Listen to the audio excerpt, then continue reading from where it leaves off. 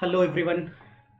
हम लोग जो हमारी एनसीईआरटी प्लस की सीरीज़ चल रही थी, ओके, उसमें हम लोगों ने लास्ट लेक्चर तक जो है वो नेशनल इनकम अकाउंटिंग को देख लिया था। ओके, नेशनल इनकम अकाउंटिंग को अच्छे से कवर किया था, जो कि बहुत ही कॉन्सेप्चुअल टॉपिक था वो भी। ओके, तो अभी जो हम लोग एनसीईआरटी में जो नेक्स्ट टॉपिक है ना, जो एनसीईआरटी में नेक्स्ट टॉपिक है, दैट इज़ चैप्टर 3 जो है, जो नेक्स्ट चैप्टर है, चैप्टर 3 है, दैट इज़ अबाउट मनी। ये चैप्टर क्या है? मनी एंड बैंकिंग का चैप्टर है and very important from the point of view of UPSC, क्योंकि यूपीएससी को मनी एंड बैंकिंग वाले चैप्टर से बहुत प्यार है। ओके, मनी एंड बैंकिंग से रिलेटिवली इसका जो वेटेज है, रिलेटिवली मैं कह रहा हूँ कि अभी भी इससे बहुत क्वेश्चन आते हैं, बट रिलेटिवली थोड़ा सा इसका वेटेज कम हुआ है। एंड कैपिटल मार्केट जो है, कैपिटल मार्केट वाला जो चैप्टर है, उसका जो वेटेज है वो थोड़ा सा ज़्यादा बढ़ा है। However this is a very important chapter. और साथ में क्या है कि ये जो है, ये जो चैप्टर है ये बहुत कॉन्सेप्चुअल है। ठीक है, इसकी जो कुछ चीज़ें हैं वो बहुत कॉन्सेप्चुअल है। जो एनसीईआरटी में लिख रखा है वो चीज़ हम लोग ट्राई करेंगे कवर करने का। जो आज का हमारा एजेंडा है दैट इज़ अबाउट कि पहले हम लोग थोड़ा सा देखेंगे कि मनी है क्या। ठीक है, and we will try to see कि एक मीडियम ऑफ एक्सचेंज की ज़रूरत है क्यों। ठीक है, बार्टर वार्टर देखेंगे एंड देन उससे समझेंगे कि एक मीडियम ऑफ एक्सचेंज की ज़रूरत ही क्यों है। एंड देन उस medium of exchange as money, money can be like not just the paper currency, किसी भी चीज़ को जिसको हम लोग मनी कह रहे हैं, उसका इवोल्यूशन कैसे हुआ है। जब हम लोग उसकी इवोल्यूशन को पढ़ रहे होंगे, from the barter to the commodity money to the metal money, and इस मेटल मनी में हम लोग गोल्ड के स्पेशल केस को देखेंगे। वेरी इंपॉर्टेंट, गोल्ड के स्पेशल केस को देखेंगे। एंड गोल्ड के स्पेशल केस से ही हम लोग क्या समझने की कोशिश करेंगे, वहाँ से हम लोग समझेंगे जो फुल रिजर्व सिस्टम चलता था, उसके बाद प्रोपोर्शनल रिजर्व सिस्टम चला, और अभी जो चलता है वो मिनिमम रिजर्व सिस्टम होता है। ओके, सो हम लोग क्या है, इस तरीके से इवोल्यूशन पढ़ने की कोशिश करेंगे। ओके, एंड फिर हम लोग demand of the money, demand of the money को पढ़ने की कोशिश करेंगे। ओके, ठीक है। Okay, let's get started. Yes, ठीक है। Okay, so this is our NCERT plus की सीरीज, क्लास 12 मैक्रो इकोनॉमिक्स की एनसीईआरटी कवर करें हम लोग ये वाली। ओके, टॉपिक हमारा मनी है, evolution and demand. Okay, this is me Sanwar Hussain. Okay, let's get started. Chapter 3 that is money and banking. Okay, सबसे पहले बहुत बेसिक चीज़ें देख लेते हैं जो एनसीईआरटी में आपके बोल रखा है। ओके, कि that is about, change the pen, yes, that is about the meaning of the money. Money होता क्या है? ओके, दैट इज, यस, ठीक है, this is like, this is nice. Okay, so meaning of the money के बारे में हम लोग पढ़ रहे हैं। ठीक है, क्या है तो मनी क्या है? As we all know, money is the commonly accepted medium of exchange. It should be commonly accepted. It is the medium of exchange use to buy and sell goods and services. Okay, ये इन चीज़ों में ना ये काफ़ी important है कि what is medium of exchange यहाँ पे क्या है एंड कॉमनली एक्सेप्टेड क्या है। ओके, जब हम लोग अभी आगे पढ़ेंगे मीडियम ऑफ एक्सचेंज तो ये सारी चीज़ें अच्छे से समझ में आएगी। ओके, ठीक है। When money is not needed, किसी भी एक गुड वन है, ठीक है, और एक गुड टू है। ठीक, here is person one and here is person two. Person two को चाहिए गुड वन, पर्सन वन को चाहिए गुड टू, लेट्स सपोज। ठीक है, तो अगर ये केस है तो इस तरीके से ट्रांजैक्शन किस तरीके से होगा, तो ये जो ट्रांजैक्शन किस तरीके से होगा कि पर्सन वन को गुड वन मिल जाए और पर्सन टू को गुड टू मिल जाए, इसका दो तरीका है। ओके, इसके जो है वो दो तरीके हैं। Yes, let me explain it here. Yes, तो इसके दो तरीके हैं। हम लोग क्या बात कर रहे थे?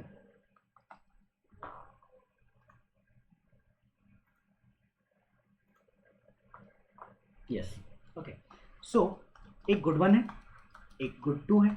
ठीक है, good one is with person one, good two is with person two. ठीक है, लेट्स सपोज कि पर्सन वन को ये गुड टू चाहिए और पर्सन टू को ये गुड वन चाहिए। अभी हम लोग सिंप्लीफिकेशन के लिए समझते हैं कि एक इकॉनमी है, दो ही इंडिविजुअल है, दो गुड है एंड दोनों को अपोजिट गुड्स चाहिए। ठीक, क्या तरीका है कि गुड वन पर्सन टू के पास पहुंचाए और गुड टू जो है वो पर्सन वन के पास पहुंचाए?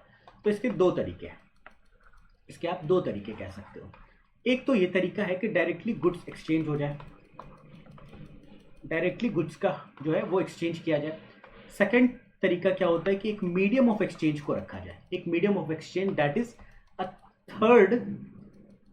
Third what third thing is introduced, ठीक है, third thing is introduced and ये जो थर्ड थिंग है ना, इसमें दोनों गुड्स की वैल्यू को, गुड वन की भी वैल्यू को इस थर्ड चीज, ठीक है, एक मनी मान लेते हैं हम लोग, ओके, एंड गुड टू जो है उसको भी मनी में कन्वर्ट कर लेते हैं, ठीक है, वैल्यूज को कन्वर्ट किया जाएगा एंड देन जो दोनों गुड है वो कन्वर्ट करके एक दूसरे में ट्रांजेक्शन किया जाएगा, ओके।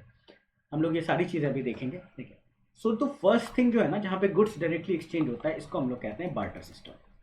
ये क्या है? ये है बार्टर सिस्टम, ठीक है। बार्टर में क्या होता है, डायरेक्टली दो इंडिविजुअल एक दूसरे के पास जाते हैं, वो दो इंडिविजुअल जिन दोनों को अपना अपोजिट वाला गुड चाहिए था, जो इनके पास है वो इनको चाहिए, जो इनके पास है वो उनको चाहिए, ठीक है। पर्सन वन के पास है जो है वो पर्सन टू को चाहिए, पर्सन टू के पास जो है वो पर्सन वन को चाहिए। अगर ये डायरेक्टली आपस में एक्सचेंज कर लेते हैं गुड वन और गुड टू को, ठीक है, तो उस सिस्टम को हम लोग क्या बोलेंगे, बार्टर सिस्टम बोलेंगे, ओके। सेकेंड तरीका क्या है कि हम लोग एक थर्ड थिंग को इंट्रोड्यूस करते हैं एंड गुड वन की भी वैल्यू को हम लोग उस थर्ड थिंग में, दैट इज मनी में जो है उसमें कन्वर्ट कर लेते हैं, गुड टू जो है उसको भी मनी में कन्वर्ट कर लेते हैं, ओके। तो जब गुड वन को सेल किया जाएगा तो गुड पर्सन वन को मनी मिल जाएगा, गुड टू भी जब सेल करेंगे तो गुड पर्सन टू को भी मनी मिल जाएगा एंड देन दोनों के हाथ में पैसे होंगे तो दोनों एक दूसरे के साथ फिर मनी के थ्रू गुड्स को एक्सचेंज कर लेंगे, ओके। ये है दो तरीका, okay. First thing is called barter system, ठीक है, ओके, ठीक है। तो फर्स्ट थिंग जो है वो है बार्टर सिस्टम, ओके। तो ये तो है कि हम लोगों ने बोला कि फर्स्ट वाले में क्या है कि बार्टर सिस्टम है, ठीक है, या फिर दूसरा तरीका है कि मनी को इंट्रोड्यूस किया गया है। मैं एक चीज़ आप सोचो कि कब इन चीज़ों की ज़रूरत ही नहीं पड़ेगी, कब इन चीज़ों की गुड्स के एक्सचेंज करने की ज़रूरत ही नहीं पड़ेगी, मनी का नीड कब है ही नहीं, ओके, कब नहीं है, तब जब कोई ट्रांजैक्शन ही नहीं हो रहा हो। लेट्स सपोज कि कोई ट्रांजैक्शन ही नहीं हो रहा है। ट्रांजैक्शन कब नहीं होगा, एक आइडियल सिनेरियो समझो कि एक आइलैंड है और वहाँ पे एक इंडिविजुअल जो है वो सिंगल एक ही इंडिविजुअल वहाँ पे पाया जाता है वहाँ पे, तो क्या वो कोई और है जिसके साथ वो गुड्स को इंट्रोड्यूस कर सकता है, एक्सचेंज कर सकता है? कोई है ही नहीं। देयरफॉर अगर कोई ऐसी इकॉनमी है जहाँ पे सिंगल पर्सन है, जस्ट एक इंसान रह रहा है, तो वहाँ पे गुड्स के एक्सचेंज की ही जरूरत नहीं पड़ेगी, there is no exchange of good. जब गुड के एक्सचेंज की जरूरत नहीं है तो क्या मनी की नेसेसिटी है? क्या मनी की नेसेसिटी नहीं होगी, ओके। तो ये सिनेरियो है, एक आइडियलिस्टिक सिनेरियो। दूसरा चीज क्या है कि कोई मार्केट ट्रांजैक्शन नहीं है। फर्स्ट केस में क्या था कि एक ही इंडिविजुअल था, सेकंड इंडिविजुअल है ही नहीं कि आप एक्सचेंज करोगे गुड्स को, एक्सचेंज नहीं करोगे गुड्स को तो एक्सचेंज करने के मेथड्स भी नहीं आएंगे, ना तो बार्टर की जरूरत पड़ेगी ना तो मनी की जरूरत पड़ेगी। सेकंड थिंग हम लोग एक चीज सोचते हैं कि लेट्स सपोज कि इंडिविजुअल तो है, पर्सन वन है, पर्सन टू है, पर्सन थ्री है और इस तरीके से ना पर्सन एनथ है, ठीक है, पर्सन एनथ है, एन पर्सन है, ठीक। बट हम लोग कह रहे हैं कि मनी की यहाँ भी जरूरत नहीं पड़ रही है, यहाँ पे गुड पर्सन वन के पास गुड वन है, पर्सन टू के पास गुड टू है, पर्सन थ्री के पास गुड थ्री है, पर्सन एन के पास गुड एनथ है। बट यहाँ भी हम लोग इस केस में भी जरूरत कब नहीं पड़ेगी मनी की, कब जरूरत नहीं पड़ेगी? तब नहीं पड़ेगी जब हर एक इंडिविजुअल अपने आप में सेल्फ सफिशिएंट होगा। हो क्या रहा है कि पर्सन वन के पास गुड टू है, पर्सन टू के पास गुड टू है, पर्सन वन के पास गुड वन है, पर्सन टू के पास गुड टू है, ठीक है। बट लेट्स सपोज कि एक सिनेरियो है कि पर्सन वन को लेट्स सपोज तीन चीज़ें चाहिए थी, इनको चाहिए था राइस, इनको चाहिए था पैड में पहनने के लिए बूट, ठीक है, बूट चाहिए था, एंड पर्सन थ्री जो है पर्सन वन को थर्ड थिंग लेट्स सपोज कुछ और चाहिए था, लेट्स सपोज बाईसाइकिल चाहिए था, ठीक है। तो एक तो तरीका ये है कि पर्सन टू को बोला जाए कि आप बूट प्रोड्यूस करो, पर्सन थ्री जो है वो जो है बाईसाइकिल प्रोड्यूस कर रहा हो, अब पर्सन वन क्या कर रहा है, पर्सन वन जो है वो राइस प्रोड्यूस कर रहा है, एंड देन सब आपस में एक्सचेंज कर लेंगे, थोड़ा सरप्लस रखेंगे कि राइस भी थोड़ा सरप्लस में रखा गया, बूट भी एक ही पेयर अपने लिए बस नहीं बनाया पर्सन टू, थोड़ा सरप्लस यहाँ भी है, और बाइसाइकिल भी एक नहीं बना रहा है पर्सन थ्री, ये ना सरप्लस में बना रहा है, दो और बना रहा है, ठीक। तो जो भी सरप्लस होगा वो आपस में एक्सचेंज हो जाएगा।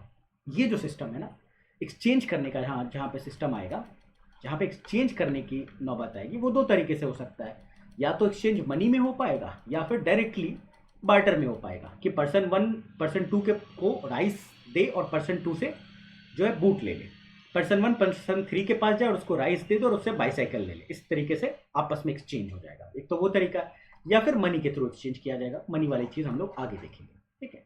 ये तब है, ये सारी सिनेरियो तब पॉसिबल है जब मार्केट में ट्रांजैक्शन हो रहा है, जब मार्केट में दो इंडिविजुअल्स जो हैं आपस में ट्रांजैक्ट कर रहे हैं। बट व्हाट इफ एक सिनेरियो की हम लोग बात कर रहे हैं जहाँ पे मार्केट में जो लोग हैं वो ट्रांजैक्शन ही नहीं कर रहे हैं। Okay, let me rub it. Okay, yes, okay. ये सिनेरियो कब है? ये सिनेरियो तब है जब आपस में जो है एक्सचेंज किया जा रहा है, पर्सन 1 2 3 जितने भी है वो वापस आपस में एक्सचेंज कर रहा है। बट व्हाट इफ वो एक्सचेंज ही नहीं कर रहे, तो अगर वो एक्सचेंज नहीं कर रहे, तो एक्सचेंज ही नहीं कर रहे तो क्या होगा? जो पर्सन 1 था ना, जो पर्सन 1 था जो कि प्राइस प्रोड्यूस कर रहा था, अब उसको पता है कि 2 और चीज़ें चाहिए, तो ही विल ट्राई कि वो बाईसाइकिल भी प्रोड्यूस करे। ही विल ऑल्सो ट्राई, ही और शी विल ऑल्सो ट्राई कि राइस बाईसाइकिल के अलावा जो थर्ड थिंग थी वो क्या था? बूट, पहनने के लिए बूट भी चाहिए। लेट्स सपोज कि ये 3 ही कमोडिटी की जरूरत है। दिस इंडिविजुअल 3 ही कमोडिटी की जरूरत है, अभी हम लोग मान के चलते हैं। This individual is what? This individual is self sufficient. Self sufficient individual जो है, ये कैसा सेल्फ सफिशिएंट इंडिविजुअल है? ये खुद में ही सब कुछ प्रोड्यूस कर ले रहा है, देयरफॉर इसको सेकंड पर्सन की नीड ही नहीं है। इसको सेकंड पर्सन की नीड ही नहीं है। जब नीड नहीं है तो ट्रांजैक्शन नहीं होगा। ट्रांजैक्शन नहीं होगा तो क्या मनी की जरूरत पड़ेगी? क्या मनी की भी जरूरत नहीं पड़ेगी। ये तो दूसरा तरीका है।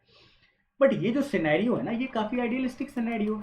क्या ये पॉसिबल है कि एक इंडिविजुअल सब कुछ प्रोड्यूस कर ले? तो एक सोसाइटी जो कि बिल्कुल आप समझो कि एंशंट, जिस टाइम ह्यूमन सिविलाइजेशन चालू हुआ होगा, उस टाइम नीड जो है वो बहुत कम थी। तो लेट्स सपोज कि बहुत ही लिमिटेड प्रोडक्ट्स की ज़रूरत पड़ती बहुत ही लिमिटेड प्रोडक्ट्स की ज़रूरत पड़ती कि कुछ बस एग्रीकल्चर का कुछ प्रोड्यूस कर लिया, ठीक है, एंड मीट चाहिए तो कोई मीट हंटर गैदरर है, ठीक है, इस तरीके से हो।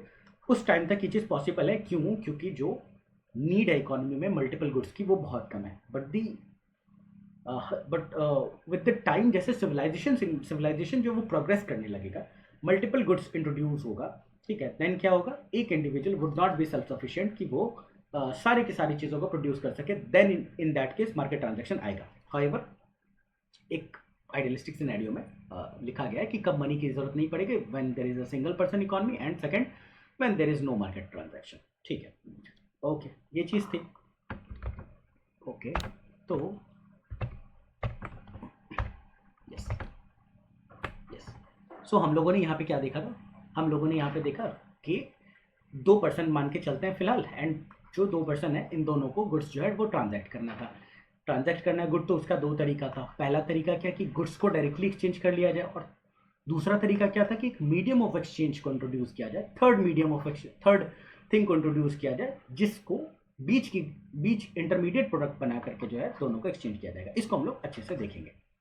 सो द फर्स्ट थिंग जिस तरीके से गुड्स का एक्सचेंज हो सकता है, दैट इज बार्टर सिस्टम, और उसको हम लोग अभी पढ़ने वाले हैं।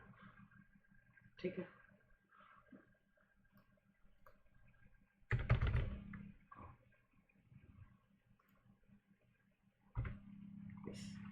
ठीक है।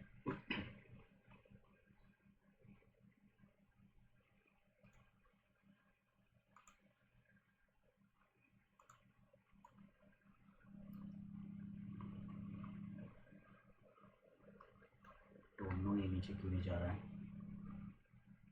ओके,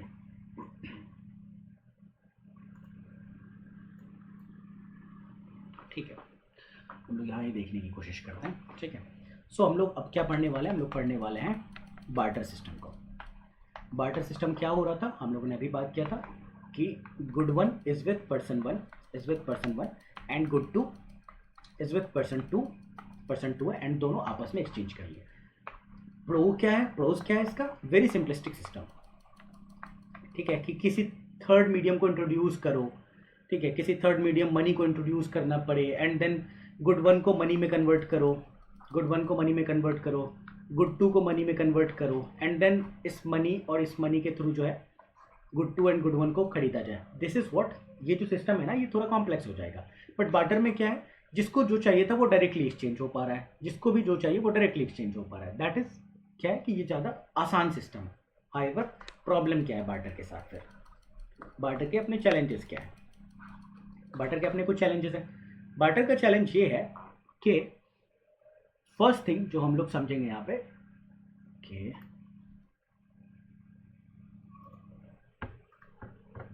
सॉरी, ठीक है, तो बार्टर का चैलेंज है क्या?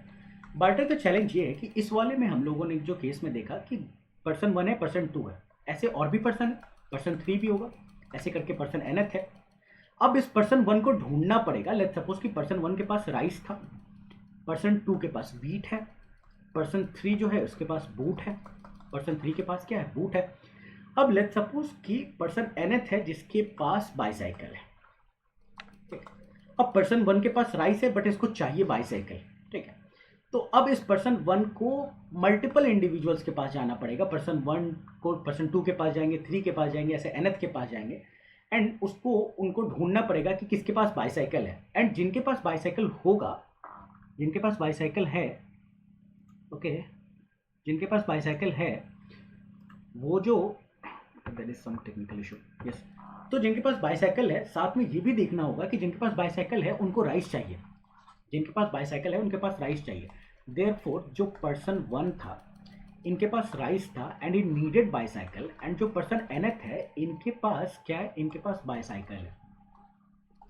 अब ये देखना होगा कि पर्सन n जो है उनको तो राइस चाहिए और जो पर्सन 1 है उसको बाईसाइकिल चाहिए, दोनों की नीड फुलफिल होनी चाहिए, ठीक है। तो इसमें क्या है कि इसमें इंडिविजुअल को ढूंढना पड़ेगा, ठीक है, कि वो जिसको बाईसाइकिल चाहिए और बाईसाइकिल वाले को राइस चाहिए। This is what is called double coincidence of want. This is called double coincidence of wants.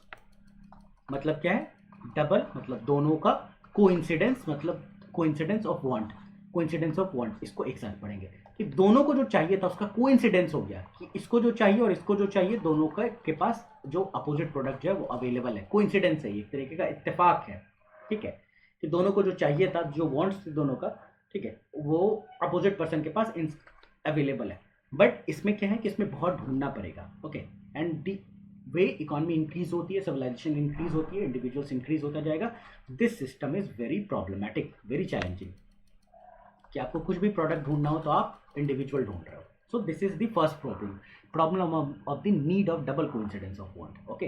So the first problem is need of double coincidence of wants, ठीक है, ये पहला है प्रॉब्लम, ओके। उसके बाद क्या है प्रॉब्लम क्या है। और अब हम लोग लेट्स सपोज कि उस एग्जांपल में देखते हैं कि एक इंडिविजुअल के पास राइस था एंड लेट्स सपोज कि एक के पास हॉर्स था, ठीक है। जिसके पास राइस था पर्सन 1 के पास, एंड जो पर्सन nth है उसके पास हॉर्स है। पर्सन 1 के पास राइस कितना है, तो लेट्स सपोज कि राइस है 500 kg, ठीक है, एंड हॉर्स, एक हॉर्स है, पर्सन nth के पास हॉर्स है, ठीक है। चाहिए क्या कि पर्सन 1 जो है उसको हॉर्स चाहिए एंड पर्सन जो n है उसको चाहिए क्या, उसको राइस चाहिए। प्रॉब्लम ये है कि कोई स्टैंडर्ड मेजर ऑफ वैल्यू नहीं है, स्टैंडर्ड मेजर ऑफ वैल्यू नहीं है। क्यों नहीं है, क्योंकि ये इस्टेब्लिश नहीं हो पाएगा या फिर होने में बहुत दिक्कत होगा कि how much quantity of rice, कितनी quantity of rice would be equal to 1 horse. ये इस्टेब्लिश करना बहुत मुश्किल है, ठीक है, ये इस्टेब्लिश करना बहुत मुश्किल है। आप मेजर करना कि कितना राइस एक हॉर्स के बराबर होगा, that is very difficult, okay. इस वाले सिनेरियो में एक तो ये प्रॉब्लम है, that is there is no standard measure of value. आप मेजर नहीं कर पा रहे हो किसी चीज़ की वैल्यू को, ठीक है, कि क्या स्टैंडर्ड मेजर होगा, वो जो है कैलकुलेट करना वो मुश्किल है, एक तो वो प्रॉब्लम है। इसी से एक थर्ड प्रॉब्लम निकल करके आएगा कि लेट्स सपोज कि स्टैंडर्ड मेजर ऑफ वैल्यू निकाल भी लिया गया, कि क्या निकाला गया, कि निकाल लिया गया लेट्स सपोज कि 1000 kg of rice is equal to, market के डिमांड एंड सप्लाई के हिसाब से माना गया कि चलो ठीक है 1000 kg of rice is equal to 1 horse, ठीक। अब पर्सन 1 के पास कितना है, 500 kg राइस है, और पर्सन जो nth है उसके पास एक हॉर्स है। अब एक्सचेंज क्या होगा, 500 kg का एक्सचेंज है, तो क्या 500 kg के बदले में हाफ हॉर्स को दिया जा सकता है? आप हॉर्स काट के दे सकते हो क्या? नहीं कर सकते हो ये चीज़।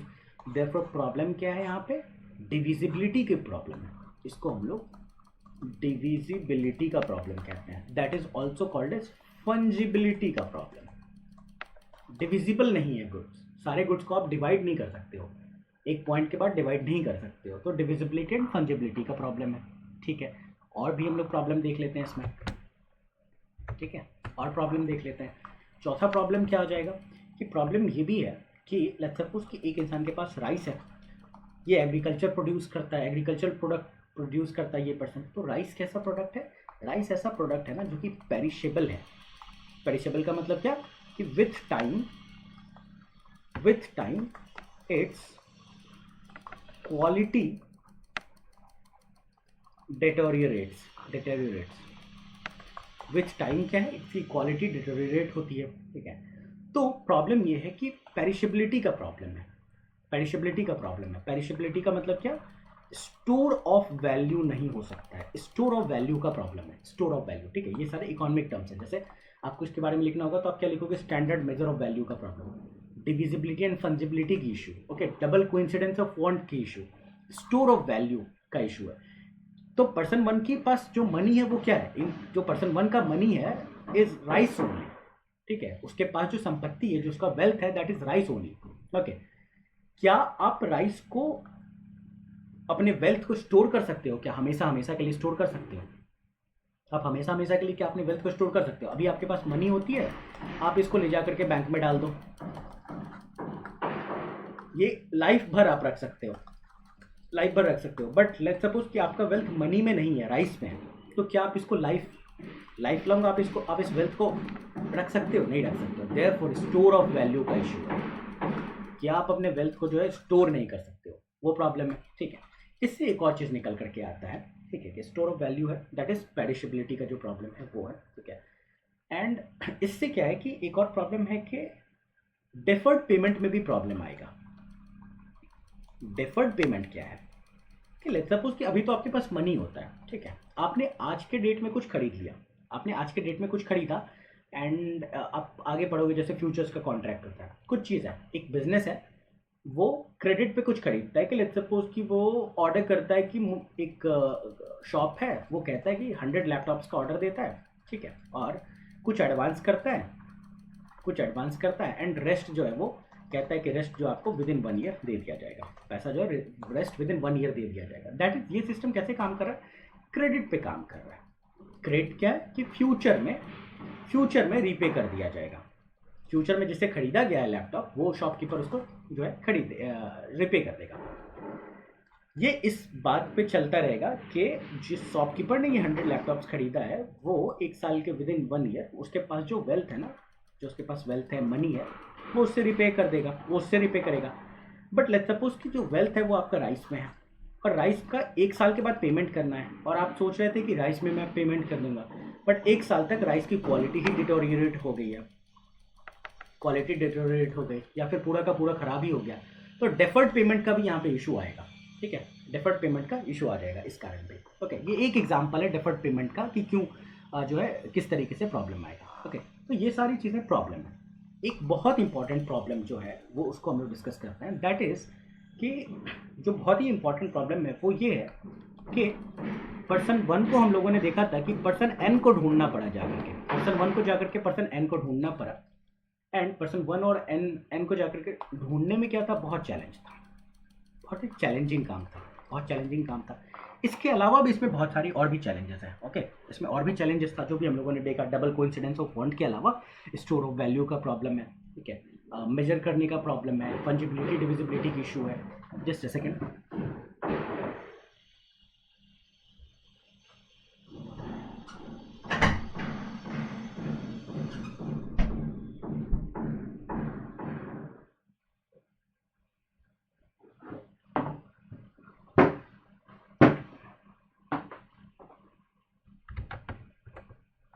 ओके। तो हम लोग देख रहे थे कि पर्सन वन और एन में प्रॉब्लम क्या था, चैलेंज क्या है, चैलेंज ये है, बहुत सारा चैलेंजेस जो हम लोग देख चुके हैं। डबल कोइंसिडेंस ऑफ फॉन्ट का प्रॉब्लम है जो सबसे इंपॉर्टेंट प्रॉब्लम है। उसके अलावा क्या था, हम लोगों ने देखा कि स्टोर ऑफ वैल्यू के को लेकर के प्रॉब्लम है, स्टोर ऑफ वैल्यू नहीं है, ठीक है। हम लोगों ने देखा कि फंजिबिलिटी का प्रॉब्लम था, ठीक है। डेफर्ड पेमेंट करने में दिक्कत है। इन सब चैलेंजेस के कारण क्या है, अगर सिस्टम बार्टर का है और मनी अभी तक इंट्रोड्यूस नहीं हुआ है, तो हर इंडिविजुअल चाहेगा कि वो सेल्फ सफिशिएंसी के लिए, कि हर चीज़ को सरप्लस में तो प्रोड्यूस नहीं कर सकते, एंड हर चीज़ चाहिए भी, और डिफरेंट इंडिविजुअल्स के भी पास नहीं जा सकते। तो बार्टर में जब तक मनी नहीं है तब तक प्रॉब्लम क्या है कि बहुत सारा गुड्स प्रोड्यूस करना है, गुड्स एन प्रोड्यूस करना है, ठीक है, बहुत सारे गुड्स को प्रोड्यूस करना है। एंड जब मल्टीपल गुड्स को प्रोड्यूस किया जाएगा तो साथ में प्रॉब्लम ये भी है कि जो है किसी भी चीज़ के सरप्लस पे आप नहीं जा सकते हो, सरप्लस पे नहीं जा सकते। अब an number of goods produce करना है, उसका सबका सरप्लस भी प्रोड्यूस करने लगे, वो पॉसिबल नहीं है रियलिस्टिक सिनेरियो में। देयरफॉर पर्सन क्या है, सेल्फ सफिशिएंसी के लिए प्रोड्यूस करेगा, मल्टीपल गुड्स प्रोड्यूस करेगा, एन गुड्स प्रोड्यूस करेगा एंड सेल्फ सफिशिएंसी करेगा, सरप्लस के लिए नहीं करेगा। द मोमेंट सरप्लस नहीं है, जब सरप्लस नहीं है तो प्रॉब्लम क्या है कि ट्रेड नहीं होगा। ट्रेड आज के वर्ल्ड में कैसे होता है, the whole phenomena of globalization वो किस चीज़ पर डिपेंडेंट है, ये होल फिनोमेना ऑफ ग्लोबलाइजेशन इस बात पर डिपेंडेंट रहती है, क्योंकि ग्लोबलाइजेशन इसका इसलिए मैं कह रहा हूँ क्योंकि ग्लोबलाइजेशन में सबसे ज़्यादा ट्रेड देखा गया कि एक वर्ल्ड दूसरे वर्ल्ड से ट्रेड कर रहा है। लेट्स सपोज कि चाइना की तरफ जाओगे आप, तो चाइना की तरफ तो ये सिलिकॉन चिप बहुत अच्छा प्रोड्यूस कर रहे हैं, ठीक है, इनका अपना एडवांटेज है सिलिकॉन चिप को प्रोड्यूस करने के लिए। क्यों? क्योंकि उन्होंने टेक्नोलॉजी भी बना ली है, इनके पास रॉ मटेरियल भी है। लेट्स सपोज कि अब आप यूएसए के पास आ जाओ, अब यूएसए के पास लेट्स सपोज कि सिलिकॉन वाली टेक्नोलॉजी तो उतनी अच्छी नहीं है, इनके पास कुछ और है, ठीक है, इनके पास कुछ और है। लेट्स सपोज कि ये मिसाइल सिस्टम या कुछ और बनाते हैं, ठीक है, या कुछ और बनाते हैं। लेट्स सपोज कि ये सॉफ्टवेयर बहुत अच्छा बना रहे हैं, बहुत क्वालिटी का सॉफ्टवेयर बना रहे हैं, ठीक है, जितनी भी कंपनीज गूगल मेटा आपको सब यहाँ देखने को मिल रहा है। तो अच्छा चीज़ क्या है कि चाइना जो है सिलिकॉन चिप यूएस को भेज सकता है, ठीक है, एंड यूएस से जो सॉफ्टवेयर है वो चाइना को भेजेगा, इस तरीके से ट्रेड हो पाएगा। क्यों हो पा रहा है? क्योंकि चाइना की स्पेशलाइजेशन सिलिकॉन चिप बनाने में थी, तो ये क्या कर रहा है, ये बहुत सारा बेस्ट क्वालिटी का बना रहा है, सरप्लस में बना रहा है। यूएसए क्या सॉफ्टवेयर अच्छा बनाता है, तो ये सरप्लस में सॉफ्टवेयर अच्छा से बना रहा है, ठीक है, ये बना रहा है सॉफ्टवेयर बना रहा है, तो इससे क्या ट्रेड अच्छा होता है। बट जब आप सेल्फ सफिशिएंसी के लिए काम करते हो, आपके पास सरप्लस नहीं होता है, जब नहीं होता है तो क्या होता है, उससे ट्रेड का प्रॉब्लम होता है, ठीक है, ट्रेड नहीं होगा और क्या होगा, स्पेशलाइजेशन ऑफ लेबर भी नहीं होगा। Very important, specialization of labour नहीं होगा। क्यों नहीं होगा? Because specialization of labour is dependent on, specialization of labour is dependent on what, it is dependent on division of labour. Division of labour कि जो जो अच्छा करता है, डिवीजन ऑफ लेबर का मतलब कि कोई कंट्री, कोई पर्सन, जो अच्छा काम करता है उसको वो काम दिया जाए, डिवाइड किया जाए काम को, whoever works best on a thing उनको वो चीज़ दे दिया जाए। बट जब सेल्फ सफिशिएंसी के लिए आप प्रोड्यूस करोगे, आप खुद ही मल्टीपल चीज़ों को प्रोड्यूस करने की कोशिश करोगे। क्या आप डिवीजन ऑफ लेबर कर पा रहे हो? क्या आप डिवीजन ऑफ लेबर कर रहे हो? नहीं। जब आप डिवीजन ऑफ लेबर नहीं करोगे तो क्या आप वो एक प्रोडक्ट में महारत हासिल कर सकते हो? क्या स्पेशलाइजेशन कर सकते हो? नहीं। देयरफॉर स्पेशलाइजेशन ऑफ लेबर भी नहीं होगा, डिवीजन ऑफ लेबर के नहीं होने के कारण स्पेशलाइजेशन ऑफ लेबर भी नहीं होगा, तो क्या होगा, जो कोई प्रोडक्ट है ना वो एक चीप क्वालिटी का आपको देखने को मिलेगा, वो एक चीप क्वालिटी का देखने को मिलेगा। So these are the problem with the barter system. Okay, these are the problem with the barter system. Okay. Yes. ठीक है, तो अब हम लोग इसको देख लेते हैं। प्रॉब्लम क्या है? डबल कोइंसिडेंस ऑफ फॉन्ट हम लोगों ने बात किया। No common measure of value जो बात किया था, it becomes difficult to determine how much of one good equals to another. जैसे हम लोगों ने एग्जांपल देखा था कि कितना kg rice is equal to 1 horse होगा, ठीक है, ये प्रॉब्लम था। Example how many kilo 1 bicycle के आसपास। और क्या हम लोगों ने देखा कि आप हाफ हॉर्स, अगर 500 केजी ही है किसी के पास, किसी को 500 केजी ही बेचना है और उसको हॉर्स चाहिए, तो आप हाफ हॉर्स, इसके बदले में आप हाफ हॉर्स नहीं ले सकते थे, ठीक है, तो ये प्रॉब्लम है। स्प्लिटिंग डिविजिबिलिटी इंडिविजिबिलिटी की प्रॉब्लम है, ठीक है, okay. Difficulty in deferred payment, जो हम लोगों ने बोला था कि वैल्यू ऑफ गुड्स, जैसे राइस था, राइस क्या डिटोरिएट हो रही थी उसकी क्वालिटी, तो उसका जो क्वालिटी है ना, क्वालिटी चेंज हो रहा है, इसका मतलब उसकी वैल्यू भी चेंज हो रही है, value changes over time, no standard way to settle debt, वो प्रॉब्लम है। पुअर स्टोर ऑफ वैल्यू, उसके बारे में बात किया कि पेरिश कर जाएगा, डिटोरिएट कर जाएगा, okay okay, and limits it, what it limits specialization and trade which is very important, ठीक है। तो ये सारे चैलेंजेस हम लोगों ने देख लिए, किसमें है, बार्टर सिस्टम में, ये सारे के सारे चैलेंजेस हैं। इन सारे चैलेंजेस को ठीक करने के लिए क्या करना पड़ेगा? तो सॉल्यूशन क्या है? सॉल्यूशन ये है कि हम लोगों ने देखा था कि गुड्स को एक्सचेंज करने के 2 तरीके हैं। पहला हम लोगों ने बार्टर देखा था, तो बार्टर के हम लोगों ने चैलेंजेस भी देख लिए।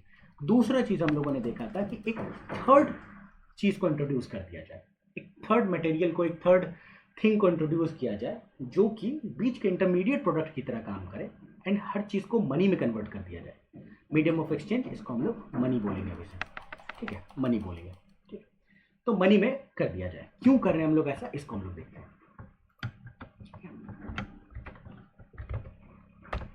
ओके,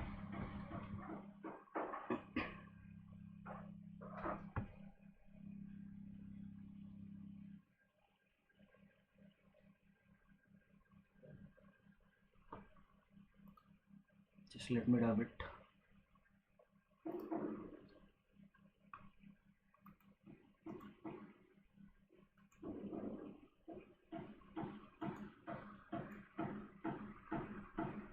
ठीक है, तो जो फर्स्ट सिस्टम था वो बार्टर का सिस्टम था। हम लोगों ने देखा क्या कि गुड्स को पर्सन 1 को पर्सन 2 के साथ गुड एक्सचेंज करना है। ठीक है, अगर गुड एक्सचेंज करना है तो उसका क्या तरीका, पहला तरीका बार्टर सिस्टम का तरीका है कि डायरेक्टली गुड्स को एक्सचेंज कर लिया जाए। बट बार्टर के बहुत सारे चैलेंजेस हैं which includes double coincidence of want and all, जो हम लोगों ने भी बात किया था कि डबल कोइंसिडेंस ऑफ वांट का प्रॉब्लम है, स्टोरेबिलिटी का प्रॉब्लम है बिकॉज प्रोडक्ट्स आर पेरिसेबल। ठीक है, वो सारी चैलेंजेस हैं। इसके अलावा हम लोगों ने देखा फंजिबिलिटी डिविजिबिलिटी की इशू आ रही थी। ठीक है, वो सारा इशू आ रहा था। ये सारे इशू के कारण हम लोग क्या सोच रहे हैं कि सबसे जो मेजर प्रॉब्लम था वो क्या था, डबल कोइंसिडेंस ऑफ वांट का प्रॉब्लम था कि अब एक पर्सन को ढूंढना पड़ेगा कि मेरे को जो चाहिए वो किसके पास मिलेगा। इसके लिए क्या करते हैं ना कि इसके लिए एक मीडियम इंट्रोड्यूस कर देते हैं। ठीक है, यहाँ गुड 1 था, यहाँ गुड 2 था, यहाँ एक मीडियम ऑफ एक्सचेंज को इंट्रोड्यूस कर दिया गया, दैट इज मनी। गुड 1 आप क्या करो, आप राइस दो, आपको मिल जाएगा मनी। ठीक है, गुड 2 आपके पास था लेट्स सपोज की बाईसाइकिल, पर्सन 2 दैट इज आपके पास था बाईसाइकिल। ठीक है, एंड आपको बाईसाइकिल के बदले मिल जाएगा पैसा। ठीक है, अब इसके पास आ गया, इसको मनी 2 मान लेते हैं, इसको मनी 1 मान लेते हैं। इनके पास है मनी 1, इनके पास है मनी 2। जो पर्सन 2 था और ये पर्सन 1 है। ठीक है, पर्सन 1 को चाहिए क्या था, पर्सन 1 को चाहिए था बाईसाइकिल। ठीक है, तो अब मार्केट में क्या आ चुका है, मार्केट में आ चुका है बाईसाइकिल भी आ चुका है और मार्केट में राइस भी आ चुका है। अब ये पर्सन 1 मार्केट जाएगा, यहाँ से बाईसाइकिल लेगा, सॉरी यहाँ से हाँ बाईसाइकिल खरीद लेगा एंड पैसे देगा, तो मनी देगा एंड इसको बाईसाइकिल मिल जाएगा। पर्सन 2 मार्केट आएगा, यहाँ से मनी 2 देगा और उसको राइस मिल जाएगा। ठीक है, अब ये सिस्टम काफ़ी आसान है कि आप एक कॉमन मार्केट में जाओ, इस मार्केट में हर एक चीज़ अवेलेबल है, सबको पता है कि ये मार्केट कहाँ है, सबको पता है कि मार्केट कहाँ है, दर बदर भटकने की जरूरत नहीं पड़ रही है कि आप इंडिविजुअल ढूंढ रहे हो कि किसके पास बाईसाइकिल होगा, किसके पास राइस होगा। सबको पता है एक बीच में मार्केट है, एक जगह है, वहाँ पे राइस भी मिलता है, वहाँ पे बाईसाइकिल भी मिलता है, वहाँ पे हॉर्स भी मिलता है, वहाँ पे हर चीज़ मिलता है। तो देयरफॉर कि आप पिलर टू पोस्ट आप भटक रहे हो, उससे बेटर है कि सीधा मार्केट में जाओ, इस मनी को दो, अपने प्रोडक्ट को उठा लो, इस मनी को दो, अपने प्रोडक्ट को उठा लो। देयरफॉर ये सिस्टम काफ़ी सिंपलिस्टिक सिस्टम था। ओके, तो जो इंट्रोड्यूस किया गया वो है, क्या इंट्रोड्यूस किया गया वो है मीडियम ऑफ एक्सचेंज को इंट्रोड्यूस किया गया, दैट इज मनी को इंट्रोड्यूस किया गया मेजरली इन सारे प्रॉब्लम्स को डील करने के लिए। इसमें जो सबसे मेजर प्रॉब्लम को डील करने के लिए था वो था डबल कोइंसिडेंस ऑफ वांट का प्रॉब्लम। ठीक है, वो चीज़ है। ओके, तो अब हम लोग मीडियम ऑफ एक्सचेंज के बारे में थोड़ा सा देखेंगे। ठीक है, मीडियम ऑफ एक्सचेंज की ज़रूरत, मीडियम ऑफ एक्सचेंज का कैरेक्टरिस्टिक क्या क्या होना चाहिए। तो मीडियम ऑफ एक्सचेंज का जो मीडियम ऑफ एक्सचेंज है दैट इज मनी है, उसके बारे में हम लोग बात कर रहे हैं। तो हम लोग कह रहे हैं कि मनी का कैरेक्टरिस्टिक क्या होना चाहिए। भाई मनी का वही कैरेक्टरिस्टिक होना चाहिए जो बार्टर का चैलेंजेस है। मनी हम लोगों ने इंट्रोड्यूस क्यों किया, मनी हम लोगों ने इंट्रोड्यूस इसलिए किया because we were fed up with barter system. Barter system हमें बहुत प्रॉब्लमेटिक लग रहा था, तो जो भी मीडियम ऑफ एक्सचेंज होना चाहिए वो barter at least at the very least उसको क्या करना चाहिए, बार्टर सिस्टम के जो चैलेंजेस है उसको ठीक करना चाहिए। ठीक है, देयरफॉर उस चीज़ को हम लोग अभी देखेंगे कि वही कैरेक्टरिस्टिक जो है एक मीडियम ऑफ एक्सचेंज का होना चाहिए। Core characteristic of money are what, this should be generally acceptable होना चाहिए, रिकॉग्नाइजेबल होना चाहिए। जनरली एक्सेप्टेबल मतलब कि ये जनरल एक्सेप्टेबिलिटी, मतलब जनरली नहीं, जनरल एक्सेप्टेबिलिटी, दैट मीन्स कि सबके सब लोग, जनरल एक्सेप्टेबिलिटी नॉट जनरली, मतलब बदल जाएगा। ठीक है, जनरल एक्सेप्टेबिलिटी का ये मतलब है कि पर्सन 1 भी मानता है कि यस इसी को मनी कहते हैं, यहाँ पे गांधी जी का फोटो है, इसी को मनी कहते हैं। पर्सन nth है, उसको भी पता है कि इसी को मनी कहते हैं। ठीक है, वो रिकॉग्नाइजेबिलिटी है कि सबको पता है कि क्या मनी है, एंड इस मनी की एक्सेप्टेबिलिटी है। पर्सन 1 को भी एक्सेप्ट करना पड़ेगा, पर्सन 2 को भी एक्सेप्ट करना पड़ेगा, पर्सन n को भी एक्सेप्ट करना पड़ेगा।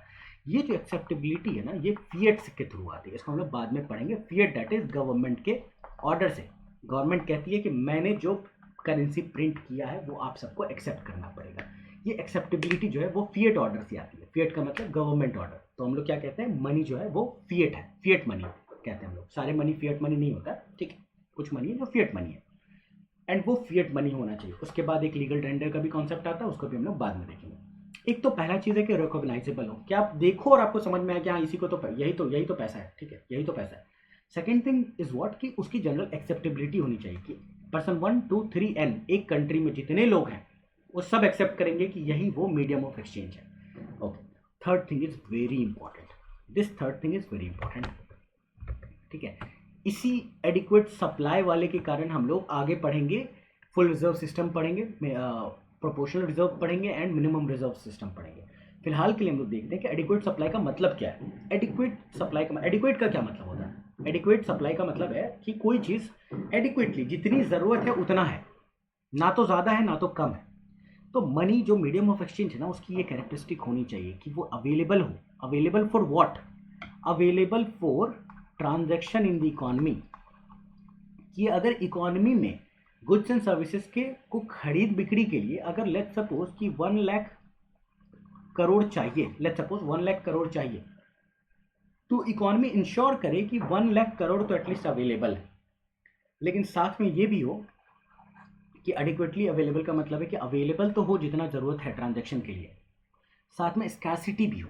स्कैरसिटी का क्या मतलब है? स्कैरसिटी का मतलब है कि ऐसा ना हो कि 1 लाख करोड़ की ज़रूरत है और जो अवेलेबल है वो 2 लाख करोड़ है, वो 2 लाख करोड़ है। क्यों?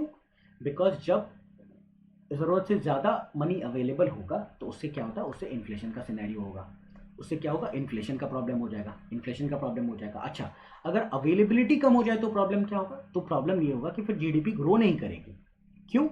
क्योंकि इकोनॉमी चाहती थी कि 1 लाख करोड़ के ट्रांजेक्शन के लिए पैसा हो, और इकोनॉमी में है कितना? तो लेट्स सपोज कि 90,000 करोड़ ही नोट्स पड़े हुए हैं, 90,000 करोड़ के आसपास का नोट पड़ा हुआ है। तो इकोनॉमी चाहती थी कि 1 लाख करोड़ का हो, बट 90,000 हुआ, दैट इज 10,000 करोड़ का और भी ट्रांजैक्शन हो सकता था, जो कि शॉर्टफॉल हो गया। ये क्या हो गया? ये शॉर्टफॉल हो गया। दैट मीन्स व्हाट, कि जीडीपी अपने फुल पोटेंशियल पे ग्रो नहीं कर पाई। दैट इज जीडीपी अपने फुल पोटेंशियल पे ग्रो नहीं कर पा रही है। ओके, तो ये प्रॉब्लम है। तो adequate supply is very important.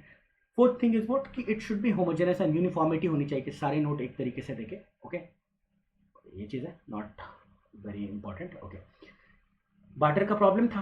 क्या प्रॉब्लम था कि 500 kg 1000 kg was equal to 1 horse, but मेरे पास 500 kg ही है, तो क्या अब आधा हॉर्स काट के देंगे? नहीं। बट लेट्स सपोज कि अगर हम लोग मनी को इंट्रोड्यूस कर देते हैं मार्केट में, मनी को इंट्रोड्यूस कर देते हैं कहाँ पे? पैसा मार्केट में। तो जिसके पास हॉर्स था ना, उसने हॉर्स दिया, उसको पैसे मिल गए, लेट्स सपोज कि उसको पैसे मिल गए 1000 रुपीज़। एंड जिसके पास राइस था, उसने राइस दिया और उसको पैसे मिल गए 500 रुपीज़। ठीक है, 500 रुपीज़ मिल गए। ये क्या करेगा? ये और कमाएगा, एंड जब 1000 होगा, तो ये जा करके एक और का पूरा खरीद लेगा। इस तरीके से चलेगा। So divisibility and fungibility is very important. Money इस प्रॉब्लम को सॉल्व करता है। क्यों? क्योंकि मनी के बहुत छोटे छोटे डिनोमिनेशन होते हैं। आप देखो, 1 रुपये का कॉइन आता है, 1 रुपये का कॉइन भी आता है, नोट भी आता है, इतना छोटा है। ठीक है, इसका क्या मतलब? फंजिबल, बहुत डिविजिबल है। कि अगर 100 रुपीज़ का नोट आप लेकर के जाते हो बैंक के पास, तो बैंक क्या कर सकता है ना, बैंक आपको लेट्स सपोज कि आप 1000 का लेकर के जाओगे, तो बैंक आपको 500 के 2 दे देगा, 500 के 2 दे देगा। और बैंक क्या कर सकता है? 1000 का क्या कर सकता है? ये आपको 100 के 10 नोट्स दे देगा।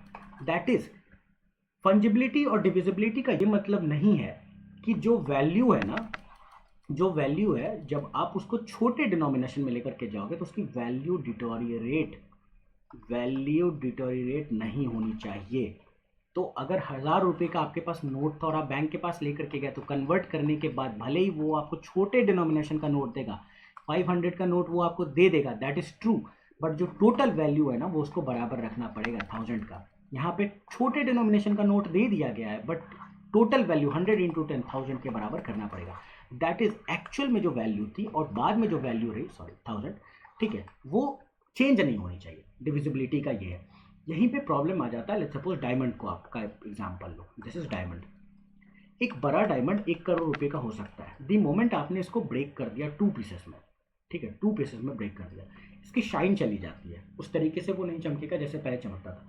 बड़ा डायमंड 1 करोड़ का है, छोटा डायमंड हो सकता है कि एक 10 लाख का मिले, एक 10 लाख में बिक जाए और दूसरा जो है 5 लाख में बिके।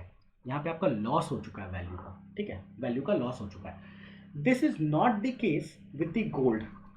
एक लिमिट तक गोल्ड का क्या है कि लेट्स सपोज कि एक रॉ मटेरियल था, इसे क्या गोल्ड का बार बना लिया गया, गोल्ड का बार बना लिया गया, ठीक है। गोल्ड का बार कितने का था? 1 kg का था।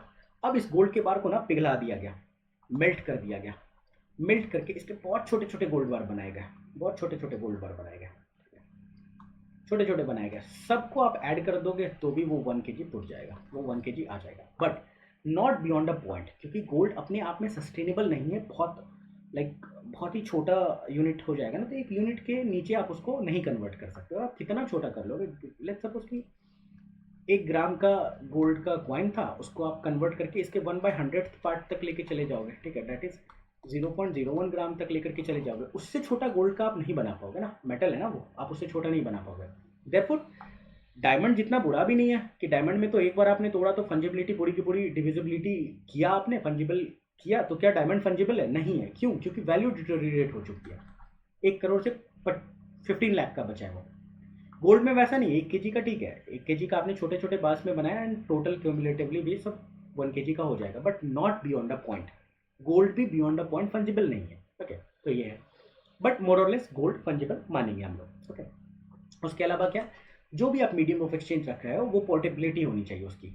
आप कोई किंग हो, ठीक है, कोई मैड किंग हो, और वो उठ करके एक दिन बोले कि आज से मेरे किंगडम में हॉर्स मनी की तरह यूज होगा, ठीक है, हॉर्स मनी की तरह। अब किसी को कुछ खरीदना हो तो अब वो हॉर्स लेकर के मार्केट जा रहा है। आप सोचो पोर्टेबिलिटी का कितना प्रॉब्लम है, एक जगह से दूसरे जगह हॉर्स को ले जाना कितना प्रॉब्लम है, ठीक है। तो पोर्टेबिलिटी में इशू नहीं होनी चाहिए, ड्यूरेबल होना चाहिए। स्टोर ऑफ वैल्यू की जो बात कर रहे थे हम लोग, that product should be durable, long lasting हो। आपने बैंक में अगर पैसे रख दिए तो वो रखा हुआ है, उसकी वैल्यू रहते रहते डिटोरिएट ना हो, ठीक है, मोर और लेस ड्यूरेबल होना चाहिए। स्टोर ऑफ वैल्यू, ठीक है, जिसकी बात कर रहे हैं, and difficult to counterfeit, very important, ठीक है। कुछ मनी अगर किसी इकोनॉमी में इंट्रोड्यूस किया जा रहा है, किसी किंगडम में इंट्रोड्यूस किया जा रहा है, तो ऐसा नहीं होना चाहिए कि वो काउंटरफीट हो जाए। जब एक किंग, शायद तुगलक डायनेस्टी के किंग थे, एंड उन्होंने गोल्ड का कॉइन इंट्रोड्यूस किया था, तुगलक और some dynasty, I am like not very sure, ठीक है, बट ये एक बहुत बार हो चुका है कि कोई किंग जो है वो एक अच्छे मेटल को यूज़ किया उन्होंने किंग इसके लिए, कॉइन के लिए, लेट्स सपोज गोल्ड को किया, ठीक है, एंड गोल्ड को किया, तो गोल्ड के बहुत सारे कॉइन थे, तो लोगों ने गोल्ड ज़्यादा क्या है कि बहुत अट्रैक्टिव कमोडिटी है, तो लोग उसको अपने पास रख लेते थे, एंड उसके बदले में सेम दिखने वाला कॉपर में कुछ मिक्स करके कि वो गोल्ड जैसा दिखे वैसा कॉइन एग्जैक्टली निकाल रहे थे। उससे क्या प्रॉब्लम हो रहा था? काउंटरफीटिंग हो रही थी, काउंटरफीट हो रहा था, that is a major issue. इस काउंटरफीट को ठीक करने के लिए क्या किया गया था? इस काउंटरफीटिंग का जो प्रॉब्लम है ना, इसको सॉल्व करने के लिए पंचमार्क कॉइन्स, एक तरीके से पंचमार्क कॉइन्स जो है आपको देखने को मिलेगा, पंचमार्क कॉइन्स। क्यों? क्योंकि कुछ तो ऐसा सिंबल होना चाहिए, कुछ तो ऐसी ऑथेंटिसिटी की प्रूफ होनी चाहिए ना, कि आप जिसको मनी कह रहे हो उसकी ऑथेंटिसिटी क्या है। तो पंच मार्क किया जाता था कि एक मोहर सा, एक ठप्पा मारा जाता था कॉइन के ऊपर, जिसमें किंग का नेम हो सकता है या फिर कोई सिंबल हो सकता है, ठीक है, वो चीज़ होता है, ताकि वो ईजिली समझ में आए कि यस ये जो कॉइन है ये किंग का कॉइन है, ठीक है, ये किंग का कॉइन है, इस तरीके का। तो ये सारे 8-9 जो है वो प्रॉपर्टी है, but the most important property अगर आप मेरे से बोलोगे तो that is this adequate supply का चीज़ है, एडिक्वेट सप्लाई होना चाहिए। बाद बाकी चीज़ें इतनी कॉमन है कि यस वो तो होना ही चाहिए, सिंक्वन है वो, कि जनरली एक्सेप्टेबल तो होना ही चाहिए ना, ठीक है, रिकॉग्नाइजेबल होना चाहिए, यूनिफॉर्मिटी, होमोजेनिटी है, ठीक है, बट जो 2 चीज़ें हैं ना वो बहुत इंपॉर्टेंट है, दैट इज फंजिबल होना चाहिए एंड एडिक्वेट सप्लाई में होना चाहिए, okay. When money becomes necessary, हम लोगों ने फर्स्ट में क्या देखा था कि कब मनी की जरूरत ही नहीं थी, तो हम लोगों ने देखा या तो सिंगल पर्सन इकॉनमी है, कि एक ही इकॉनमी है, इकॉनमी में एक ही इंडिविजुअल है, दूसरा कोई है ही नहीं कि ट्रांजेक्शन हो, तो मनी की जरूरत ही नहीं है। सेकेंड थिंग क्या है कि लेट्स सपोज कि इंडिविजुअल तो मल्टीपल है, बट वो एक दूसरे में ट्रांजेक्शन फिर भी नहीं कर रहे हैं। क्यों नहीं कर रहे हैं? Because every individual is self sufficient, सब सेल्फ सफिशिएंट है, जो कि दोनों ही आइडियलिस्टिक सिनेरियो वैसा नहीं होगा, ठीक है। उस केस में क्या था? मनी वॉज नॉट नेसेसरी, ठीक है, money was not necessary. But money necessary कब है? जब more than one economic agent participate करेगा, ठीक है, and it facilitates the goods and services का एक्सचेंज, ठीक है, ये दोनों चीज़ें, ओके, ठीक है। अब हम लोग पढ़ेंगे इवोल्यूशन ऑफ मनी, जिसमें हम लोगों ने बार्टर सिस्टम को पढ़ लिया, ठीक है।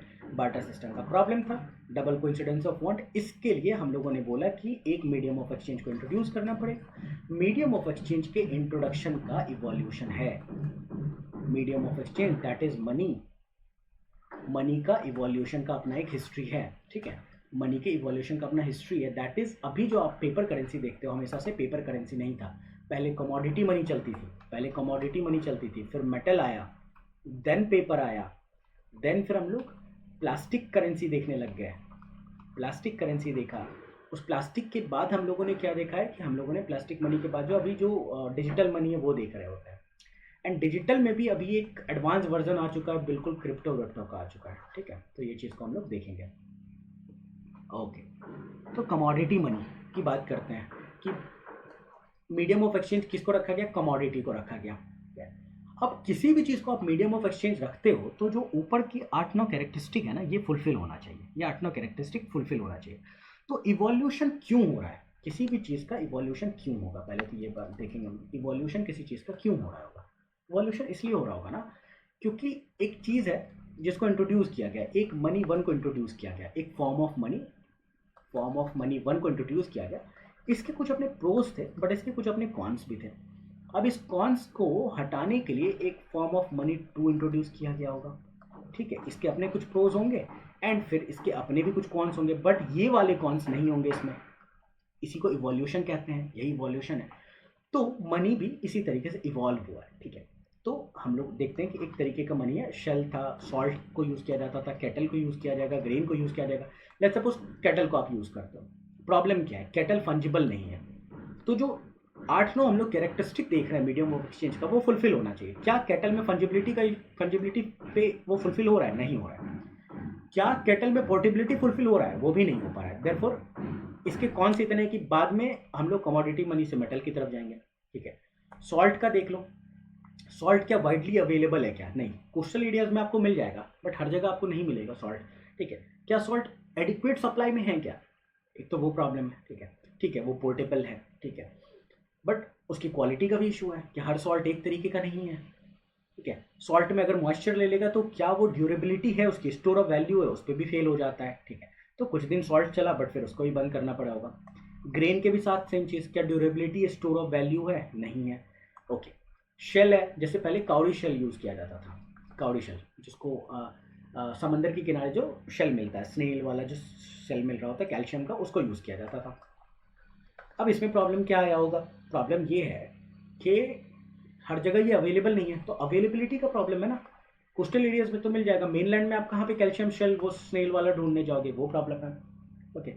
फंजिबिलिटी का इशू है कि आप एक बड़ा स्नेल का ये था, आप उसको कितना तोड़ लोगे, नहीं तोड़ सकते हो, ठीक है। तो वो भी प्रॉब्लम है। देयरफॉर इवोल्यूशन क्या कहेगा कि कमोडिटी मनी काम नहीं कर रहा है अच्छे से, देयरफॉर हम लोग किस तरफ जा रहे हैं, मेटालिक मनी की तरफ जा रहे हैं, ओके।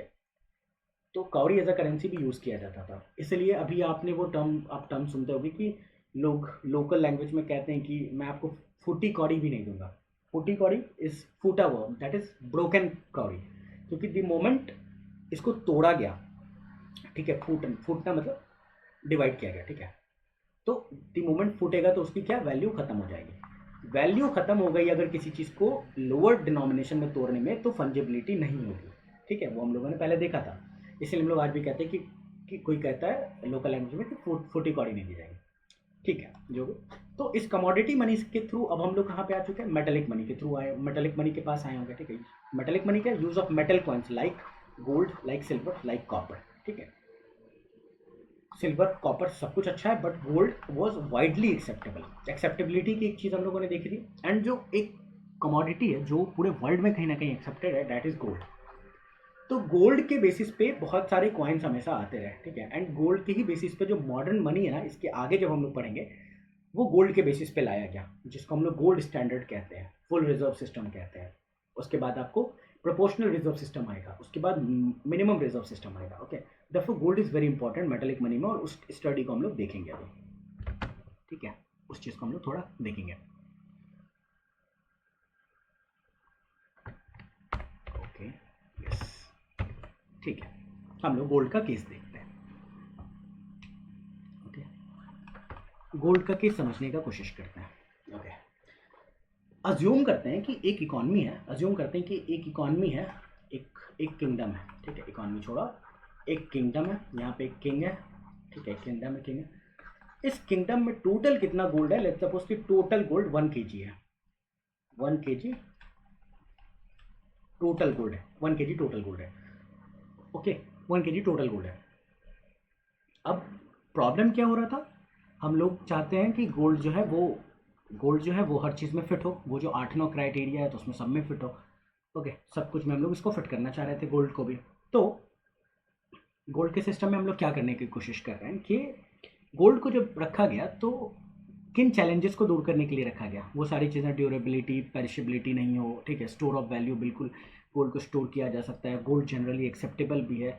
गोल्ड में दो चीज़ आता है कि गोल्ड में एक चीज़ हम लोगों को देखना पड़ेगा कि फंजिबिलिटी का क्या है, ठीक है, फंजिबिलिटी का क्या है, और क्या ये गोल्ड एडिक्वेट सप्लाई में है, ठीक है।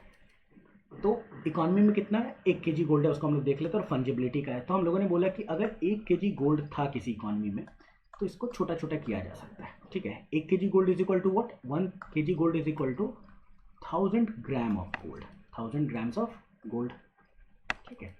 1000 ग्राम, हर एक एक ग्राम का ना छोटा छोटा बॉक्स बना लिया गया, छोटा छोटा गोल्ड का बार बना लिया गया, ऐसा 1000 बना लिया गया, 1000 ग्राम ऑफ गोल्ड बन गया, दैट इज फंजिबिलिटी है, डिवाइड कर दिया गया। And 1000 gram of gold is equal to 1 kg of gold का वैल्यू में दोनों बराबर है। देयरफॉर क्या फंजिबिलिटी की इशू जो है वो गोल्ड में ठीक है, तो बिल्कुल ठीक है कि फंजिबिलिटी का इशू नहीं है, डिविजिबिलिटी की इशू नहीं है, ठीक है। बट अब हम लोग चाह रहे थे कि ठीक है 1000 ग्राम्स ऑफ गोल्ड तो है, अब एक एक बार 1000 ग्राम है, अब किंगडम है उसमें 1000 इंडिविजुअल है, लेट्स सपोज सबके पास एक एक ग्राम का गोल्ड पड़ा हुआ है, ठीक है। अब इसको तो तोड़ नहीं सकते हो आप, 1 ग्राम ऑफ गोल्ड ईच इंडिविजुअल के पास है, 1 ग्राम of gold holded by each individual, ठीक है। तो टोटल कितना, 1000 इंडिविजुअल ना ट्रांजेक्शन कर पा रहे हैं, 1000 इंडिविजुअल क्या कर रहे हैं, ट्रांजेक्शन कर पाते इसमें। बट लेट्स सपोज कि इकोनॉमी में अब 2000 इंडिविजुअल हैं और सबको ट्रांजेक्शन करना है, तो अब क्या चाहिए कि 2000 ग्राम ऐसा चाहिए, ठीक है।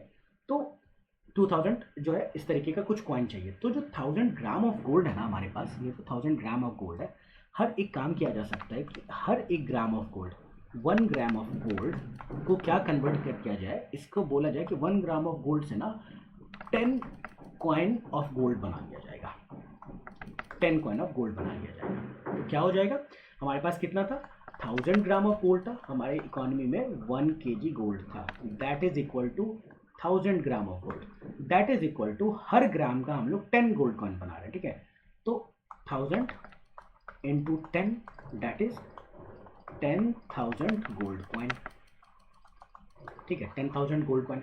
अब 10,000%, पहले तो क्या 2000 इंडिविजुअल की जरूरत थी, हम लोगों ने और फंजिबल बना दिया, अब 10,000 गोल्ड कॉइन है हमारे पास, ठीक है, 10,000 गोल्ड कॉइन है, तो अब कितना 10,000 लोग जो है उसको जो है उसके थ्रू जो है ये कर पाएंगे, क्या कर पाएंगे, 10,000 गोल्ड कॉइन के थ्रू कर पाएंगे, ट्रांजेक्शन कर पाएंगे। 10,000 पर्सन के पास 10,000 गोल्ड कॉइन होगा एंड वो लोग ट्रांजेक्शन कर पाएंगे।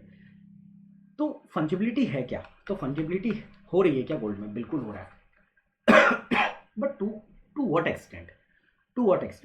अब 1 ग्राम ऑफ गोल्ड से आप मैक्सिमम 10 कॉइन ही बना पा रहे थे, तो आप मैक्सिमम कितना गोल्ड कॉइन बना पा रहे हो, 10,000। दी मोमेंट इकोनॉमी में 10,000 गोल्ड कॉइन से ज़्यादा की ज़रूरत पड़ेगी, उससे ज़्यादा की ज़रूरत पड़ेगी, तो क्या होगा, तो इकोनॉमी जो है फिर रेस्ट्रिक्टेड हो जाएगा। जो हम लोगों ने देखा था कि फिर जीडीपी नहीं ग्रो करेगी, इकोनॉमी क्या हो गई, रिस्ट्रिक्टेड हो गई है, दैट इज फंजिबल है, ठीक है।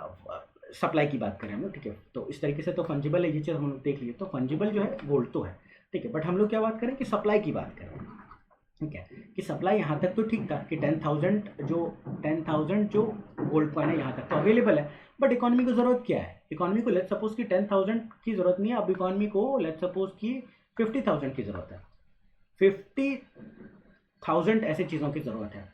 तो एडिक्वेट सप्लाई का जो कॉन्सेप्ट है ये यहाँ पे प्रॉब्लमेटिक है जब तक आप गोल्ड में करते रहोगे। क्यों, बिकॉज गोल्ड आपके पास अवेलेबल ही लिमिटेड था, गोल्ड आपके पास आपकी इकोनॉमी में टोटल अवेलेबल ही 1 kg था, तो आप इसको कितना भी तोड़ लो, कितना आप इससे बना पाए हो, 1 kg ऑफ गोल्ड जो आपके पास अवेलेबल था, इससे आपने मैक्सिमम टोटल जोड़ करके 10,000 गोल्ड कॉइन बना लिया, that's it. The moment economy को 10,000 से ज़्यादा की ज़रूरत है, 50,000 की ज़रूरत है, तो क्या होगी, इकोनॉमी फेल कर जाएगी, रेस्ट्रिक्टेड हो जाएगी at least. That is what, that is gold based system में एडिक्वेट सप्लाई का प्रॉब्लम आएगा, एडिक्वेट सप्लाई का प्रॉब्लम का क्या मतलब था, एडिक्वेट सप्लाई के प्रॉब्लम का ये मतलब था कि अवेलेबल हो जितना इकोनॉमी को नीड था प्लस वो स्कैर्स भी हो, ठीक है। तो गोल्ड तो चलो स्कैर्स तो है, ठीक है। अवेलेबिलिटी का प्रॉब्लम आ रहा है, इकोनॉमी को जरूरत थी 50,000 का, अवेलेबल 10,000 गोल्ड कॉइन है, तो अवेलेबिलिटी का शॉर्टेज हो रहा है। इस कारण ये जो गोल्ड का प्रॉब्लम है कि एक पॉइंट के बियॉन्ड आप उसको डिवाइड भी नहीं कर सकते हो, ठीक है, कि 1 ग्राम से छोटा गोल्ड कॉइन आप नहीं बना पा रहे हो, लेट्स सपोज, ठीक है। 1 ग्राम से छोटा गोल्ड कॉइन आप एक ग्राम गोल्ड, ठीक है, हाँ, 1 ग्राम गोल्ड कॉइन से छोटा आप नहीं बना पा रहे हो, तो फंजिबिलिटी का तो इशू था ही, उससे छोटा आप नहीं तोड़ पा रहे हो गोल्ड को, लेट्स सपोज। अवेलेबिलिटी का भी प्रॉब्लम हो गया, दैट इज एडिक्वेट सप्लाई का भी प्रॉब्लम हो रहा है, ये 2 प्रॉब्लम हो गया। देयरफॉर क्या इंट्रोड्यूस किया जाएगा, देयरफॉर एक पेपर करेंसी इंट्रोड्यूस किया जाता है, ठीक है। इस चीज़ को हम लोग अभी देखते हैं, ठीक है। इसलिए क्या किया गया, पेपर करेंसी को इंट्रोड्यूस किया गया।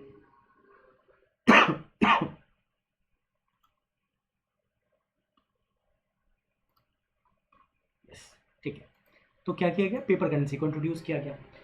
अब लेट्स सपोज कि इकोनॉमी ने बोला क्या, कि इकोनॉमी में बोला गया कि हमारे पास 1 kg ही गोल्ड है, ठीक है। दैट मीन्स कि हमारे पास 1000 ग्राम ही गोल्ड है। हर ग्राम ऑफ गोल्ड से हम लोगों ने 10 कॉइन बनाए, दैट इज हम लोग 10,000 गोल्ड कॉइन बना पाए, ठीक है। यहाँ तक तो ठीक है, यहाँ तक ठीक है। इसके बाद क्या किया गया कि इकोनॉमी में जो किंग था, किंग ने एक ऑर्डर दिया और बोला कि हर एक गोल्ड कॉइन जो है ना, वो जो मेरे पास लेकर के आएगा ना, उसको मैं 100 पेपर करेंसी दूंगा। 100 क्या दूंगा, पेपर करेंसी दूंगा, 100 पेपर करेंसी दूंगा। ये किसका, किंग का ऑर्डर है। अब किंग का ऑर्डर है तो लोग क्या करेंगे, इसके ऊपर बिलीव करेंगे। बट क्या लोग हमेशा बिलीव करेंगे, नहीं, लोग वेट एंड वॉच पे रहेंगे, देखेंगे कि कोई इंडिविजुअल अगर किंग के पास 1 गोल्ड कॉइन लेकर के जाता है तो क्या उसको 100 पेपर करेंसी तो मिल जाएगा, ठीक है, वो तो आसान है। बट सेम इंडिविजुअल जब अपना 100 पेपर करेंसी वापस लेकर के किंग के पास जाता है तो क्या किंग अपने रिजर्व से 1 गोल्ड कॉइन उस इंडिविजुअल को निकाल के देगा, ठीक है। एक पर्सन है और यहाँ पे किंग है, किंग के पास रिजर्व है, यहाँ पे के है, किंग, ठीक है। तो जब पीपल ये चीज़ देखने लगेंगे, जब ढेर सारे इंडिविजुअल ये चीज़ ऑब्जर्व कर लेंगे, ठीक है, ढेर सारे इंडिविजुअल जो इस चीज़ को ऑब्जर्व करेंगे, एनथ इंडिविजुअल है, ये सब ऑब्जर्व करेंगे कि हाँ, जब भी कोई 100 पेपर करेंसी लेकर के किंग के पास जाता है ना, तो किंग 1 गोल्ड कॉइन बदले में दे देते हैं। दैट इज व्हाट, बिलीफ, एक बिलीफ सिस्टम आएगा, ठीक है। एक बिलीफ सिस्टम आएगा कि यस, किंग की वो कैपेबिलिटी है, इस चीज़ में बिलीफ है, इस चीज़ में बिलीफ है कि किंग की वो कैपेबिलिटी है कि किंग के पास कोई 100 पेपर करेंसी, जो किंग ने ही इंट्रोड्यूस किया है, जो किंग ने इंट्रोड्यूस किया है पेपर करेंसी, किंग ने इंट्रोड्यूस किया और किंग ने बोला कि 100 पेपर करेंसी मेरे पास लेकर के आओगे तो मैं आपको इसको कन्वर्ट करके 1 गोल्ड कॉइन दे दूंगा। मल्टीपल इंडिविजुअल्स ने ये चीज़ ऑब्जर्व किया कि यस, जब भी किंग के पास कोई 100 पेपर करेंसी जो किंग का इंट्रोड्यूस किया हुआ वो लेके जाता है तो किंग उसके बदले में 1 गोल्ड कॉइन दे देता है अपने रिजर्व से। तो एक बिलीफ बन गया। इसके साथ फायदा क्या हुआ, इसके कारण फायदा ये हुआ, ओके, ठीक है। इसका फायदा क्या हुआ, अब हम लोग ये देख लेते हैं। तो 1 gold coin is equal to कितना हो गया, 100 पेपर करेंसी, 100 पेपर करेंसी, ठीक है, 100 पेपर करेंसी के आसपास हो गया। अब हम लोग के पास कितना गोल्ड कॉइन था, तो हम लोगों ने देखा था कि हमारे पास 10,000 गोल्ड कॉइन था। तो 10,000 गोल्ड कॉइन के करस्पॉन्डिंग कितना हो जाएगा, 10,000 गोल्ड कॉइन इंटू हर गोल्ड कॉइन के बदले में 100 पेपर करेंसी जो है वो किंग ने प्रॉमिस किया कि आप 100 पेपर करेंसी मेरे पास लेकर के आओगे तो मैं आपको जो है 1 गोल्ड कॉइन दे दूंगा, ठीक है। टोटल गोल्ड कॉइन कितना था, 10,000। तो कितना टोटल निकाला जा सकता है करेंसी, पेपर करेंसी, क्यों, क्योंकि किंग ने प्रॉमिस भी किया है। किंग ने क्या किया था, प्रॉमिस किया था कि 100 पेपर्स लेकर के आओगे तो मैं दूंगा। That is 10,000 into 100, that is what, 10 lakh. तो अब इकोनॉमी में कितना है, 10 लाख पेपर करेंसी है। 10 लाख क्या है, पेपर करेंसी है, ठीक है, 10 लाख पेपर करेंसी है। तो अब क्या, अब जो इकोनॉमी में गोल्ड एज अ रिजर्व रखा गया, इसके बदले में क्या इंट्रोड्यूस कर दिया गया, पेपर करेंसी। तो गोल्ड रिजर्व क्या है, ये बैकिंग है। पेपर करेंसी का बैकिंग कहाँ से आ रहा है, गोल्ड रिजर्व से आ रहा है, ठीक है। और सारा का सारा ट्रांजेक्शन हो किस में रहा है, क्या गोल्ड में ट्रांजेक्शन हो रहा है, नहीं, ट्रांजेक्शन अब पेपर में हो रहा है। करेंसी क्या है, पेपर करेंसी है। किंग ने बोल दिया कि सारा ट्रांजेक्शन किस में होगा, पेपर करेंसी में होगा। बट पेपर की अपनी कोई इंट्रिंसिक वैल्यू है क्या, पेपर कोई अपनी इंट्रिंसिक वैल्यू, क्या पेपर 1 गोल्ड कॉइन के बराबर होगा, एक गोल्ड कॉइन की वैल्यू बहुत होती है, एक पेपर करेंसी, एक पेपर को छापने में बहुत कम पैसा लगता है। दैट मीन्स उसकी इंट्रिंसिक वैल्यू नहीं है। इंट्रिंसिक वैल्यू का मतलब होता है कि क्या उसकी अपनी कोई वैल्यू है, गोल्ड की अपनी वैल्यू होती है, पेपर की अपनी कोई इक्विवेलेंट वैल्यू नहीं है, बहुत कम वैल्यू है। देयरफॉर बैकिंग किसका है, गोल्ड रिजर्व का बैकिंग है, ठीक है। इसके बदले में पेपर करेंसी इंट्रोड्यूस किया गया। करेंसी इंट्रोड्यूस पेपर है, दैट इज सारा ट्रांजेक्शन किस में होगा, पेपर में होगा।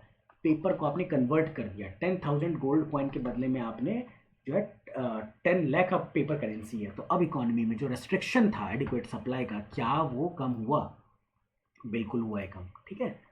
क्या हुआ है, बिल्कुल कम हो गया है, ठीक है। और क्या हो गया, फंजिबिलिटी का भी कुछ इशू था कि एक पॉइंट के बियॉन्ड तो नहीं कर पा रहे थे। कि लेट्स सपोज कि 1 गोल्ड कॉइन जो था ना, उसकी वैल्यू लेट्स सपोज 10 रुपीज़ की थी, 10 रुपीज़ की थी, और आपको खरीदना था चॉकलेट।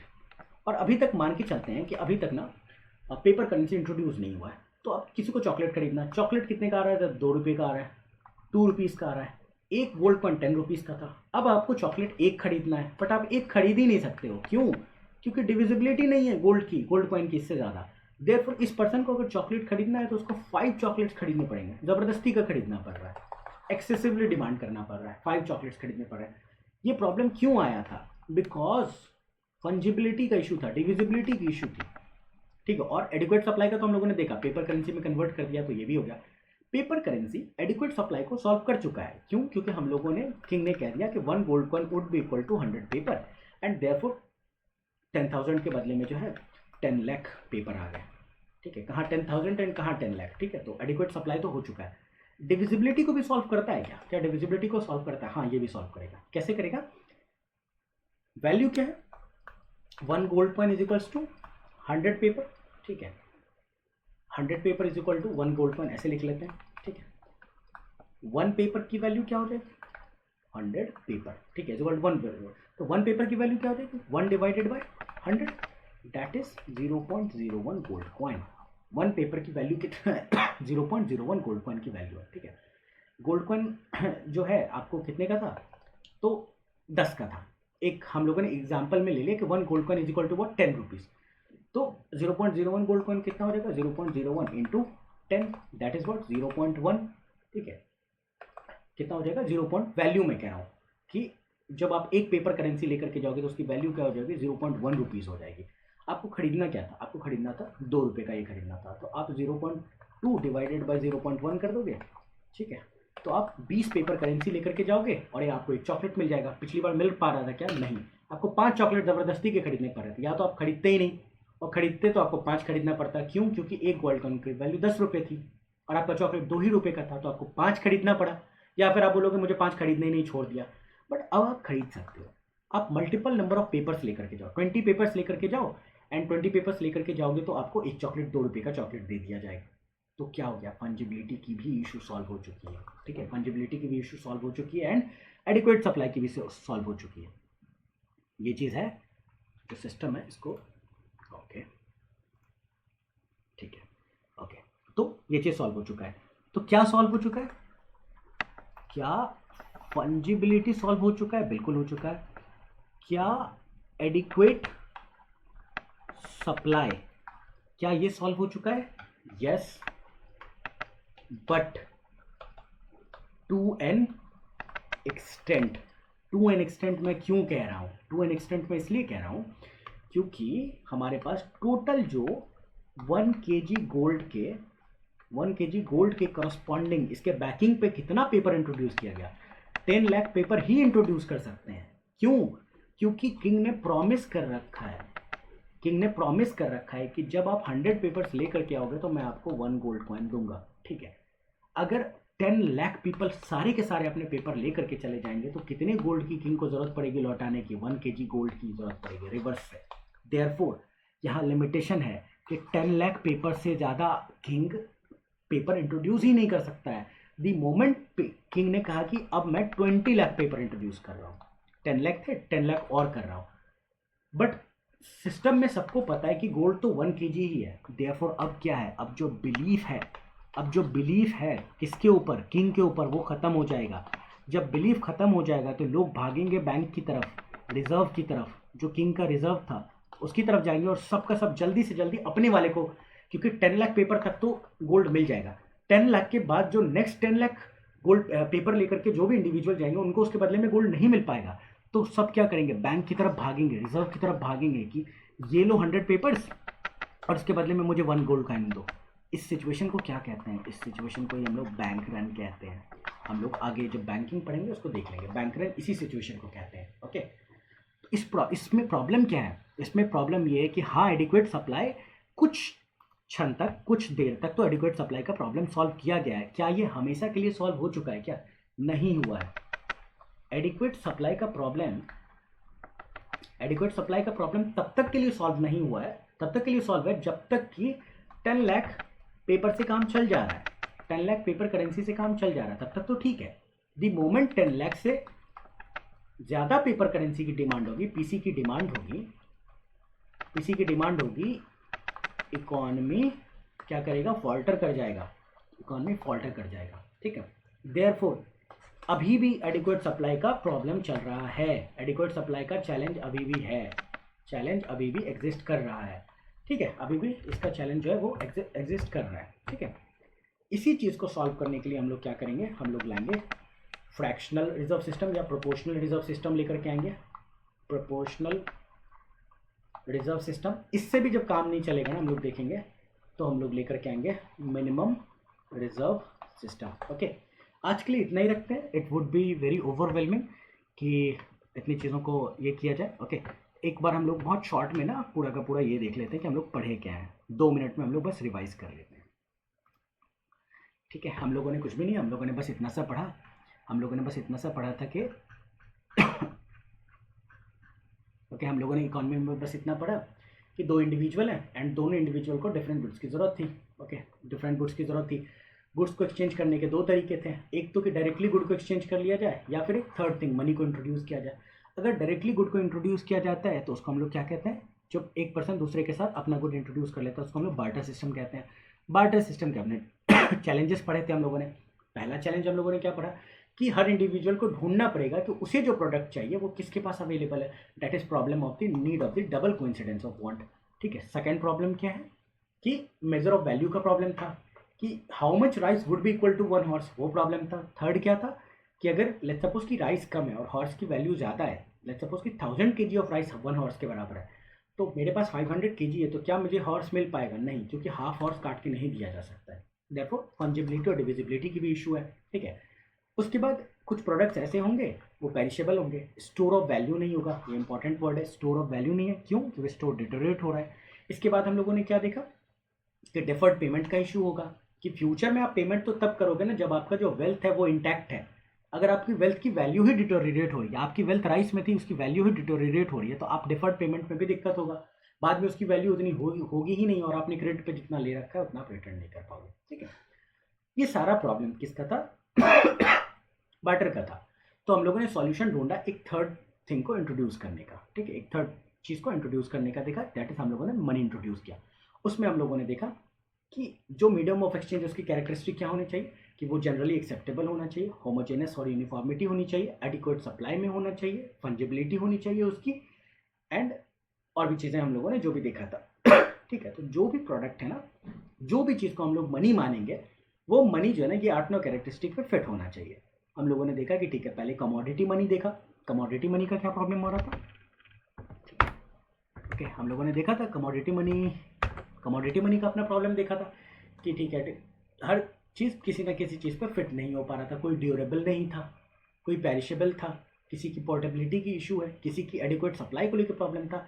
देयरफॉर कमोडिटी मनी को बाद में बंद करके मेटेलिक मनी की तरफ आए। मेटेलिक मनी में हम लोग गोल्ड को पढ़ रहे थे, गोल्ड में हम लोगों ने जो अभी पढ़ा है, ठीक है, वो फुल रिजर्व सिस्टम है। क्यों फुल रिजर्व कहते हैं नेक्स्ट लेक्चर में देख लेंगे। उसके बाद प्रोपोर्शनल रिजर्व सिस्टम पढ़ेंगे, उसके बाद मिनिमम रिजर्व सिस्टम पढ़ेंगे। ओके, ये सारी चीज़ें हम लोगों ने आज का पढ़ा है। ओके, लेट्स वाइंड अप आज के क्लास को। आई होप आपको मज़ा आया होगा। Thank you class.